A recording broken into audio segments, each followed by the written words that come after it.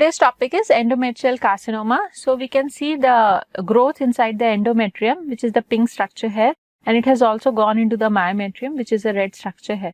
So it looks like an invasive growth which is spreading from the endometrium to the myometrium. Now, endometrial carcinoma is a carcinoma of the endometrial lining of the uterus, which is the innermost mucosal layer, and it is a common cause of postmenopausal bleeding in India.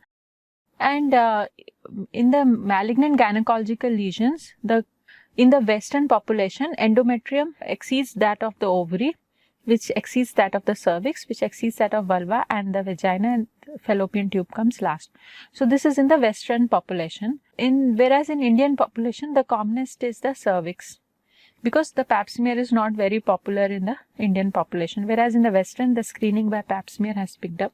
But still, our endometrium is also there, and since the cervix has gone down, it goes down here, but our cervix is still more than endometrium. So it is a common cause of postmenopausal bleeding in India after cervix. In the West, it is the most common gynecological malignancy and the fourth commonest malignancy in the woman. The commonest malignancy in women is the breast, then come the bowel, the lungs, and then it is the endometrium.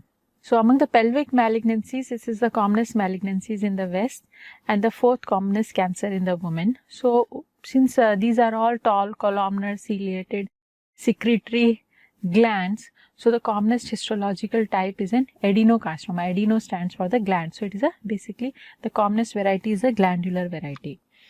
Now coming to the risk factors. So there is one code word also that I will tell you later.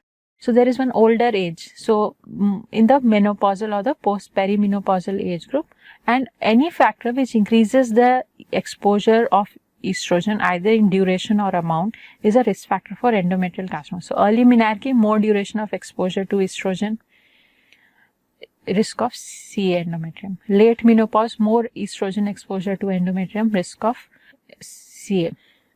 Now nulliparity, no period of interval where there is progesterone is a dominating hormone in pregnancy. So there is estrogen progesterone ratio is altered in pregnancy. So pregnancy progesterone takes over estrogen as a main dominating hormone. So nulliparity means they do not get those periods when progesterone was a dominating hormone. So even nulliparity is a high risk condition because it is associated with increased exposure to estrogen.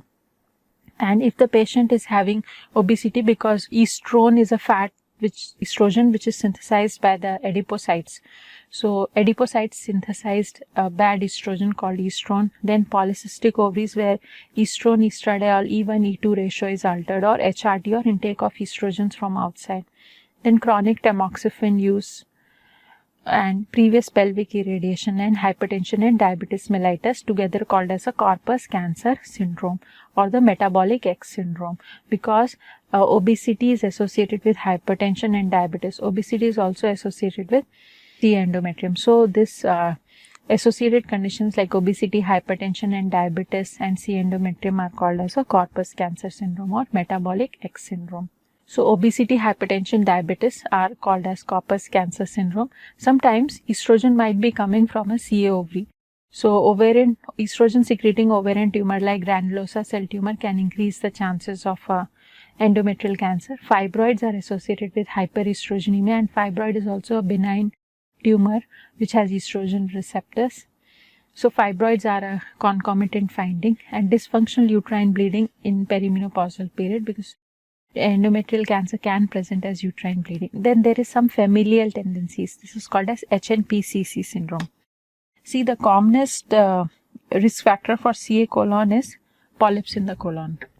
But there is a type of CA colon that arises in a background when there are no polyps in the colon, and it tends to run in families. So this is called as hereditary non-polypoidal colorectal cancer syndrome or the Lynch 2 syndrome.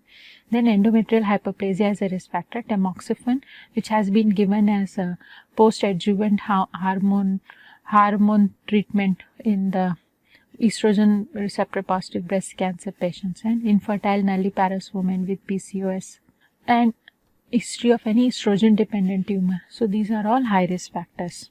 So cold nut, that is that mnemonic. So C for risk factors for C endometrium. C stands for any associated cancers in breast, colon and ovary. O stands for obesity, L for late menopause, D for diabetes, N for nulliparity, U for any unopposed estrogens, and T stands for tamoxifen. Now coming to the protective factor. So if the lady has born lot of children, that means estrogen was not the dominant hormone when she was pregnant. So multiparity is protective because it prevents estrogen exposure. Then combined oral contraceptive pills and physical activity because it reduces the amount of fat. So any agent or factor that lowers the level or time of exposure to estrogen is a protective factor for endometrial carcinoma. Now there are two types from the uterus. Cancers from the uterus can arise from the glands or the stroma. So the cancers arising from the stroma are the uterine sarcomas, and the cancers arising from the glands are the endometrial carcinomas. Now among these glands also there can be two types, type 1 and type 2. Type 1 is associated with hyperestrogenism and type 2 is not related to hyperestrogenism because it arises in a background of atrophic endometrium, and the patients are usually very thin postmenopausal patients, and they are the different type of cancers. They do not have estrogen and progesterone receptors in them.